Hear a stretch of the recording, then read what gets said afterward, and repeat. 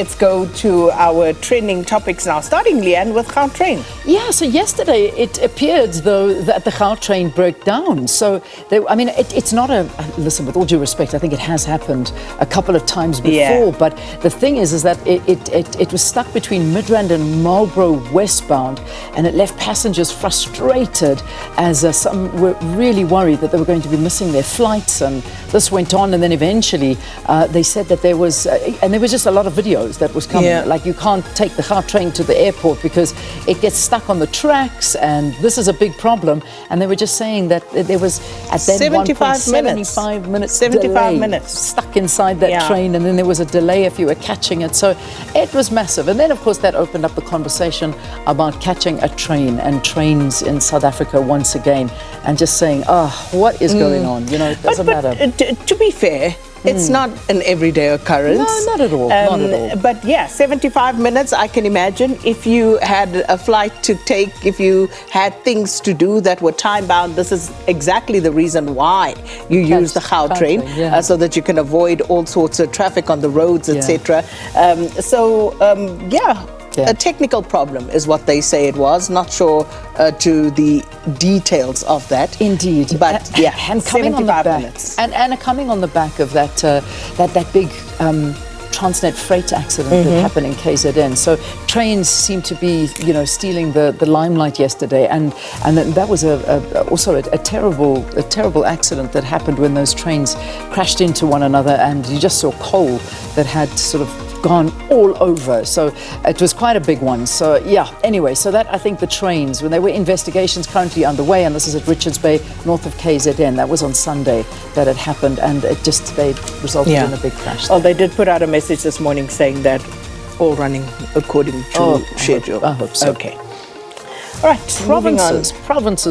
So the discussion around having 4 provinces in South Africa has come up again. This was something that I think former President Jacob Zuma had, initially said, and now it's back. Now the conversation is back.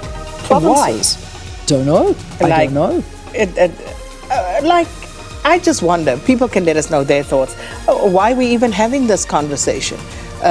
Who's going to go back to do all the demarcation and all of the other attendant issues that come with that? We had 4 provinces to begin with. We then thought it best to have 9. Exactly. So why would we want to go back to 4? Like we don't have more pressing issues in this country. Yeah, I know, than to worry about that. But that's a conversation, it is, and that was what the former president, again, bringing to the fore about having 4 provinces. I don't know, what do you think? Let us know, we'd love to hear from you. And then, the US elections. Remember, we're not the only country going through elections. In fact, there was a staggering number that I read, as I digress, as to how many countries around the world are having elections this year. I'm going to find that number for you, SK. You won't believe it. It is insane. We're talking close to, I don't know what it is, but I don't know why the number billion is jumping in my head, going to the poll. It is insane, the amount of people countries that are going to the polls and that will be voting this year. But anyway, America being one of them. So Trump certainly looks like he's the man that's going to be the front runner for the Republicans at this stage. They're saying Donald Trump is projected to have won the Iowa caucus, cementing his status now as the front runner for the 2024 Republican presidential nomination. So they're saying this despite $250 million spent by his opponents to defeat him, not endorsed by the Iowa governor, and no endorsement from the top Iowa evangelical leader. And no one has won Iowa by more than 12 points.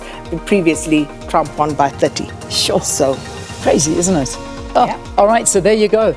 It looks like it. Donald Trump heading there. AFCON 2023, SK. Who was on last night? I know V did tell us, and she did, and I think the thing about this tournament, we saw Senegal, who obviously would be one of those started to win this tournament because they've been good, and they basically showed their mettle yesterday.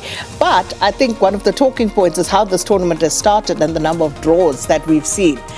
So even the more fancy teams, seemingly just hitting the skid somewhat.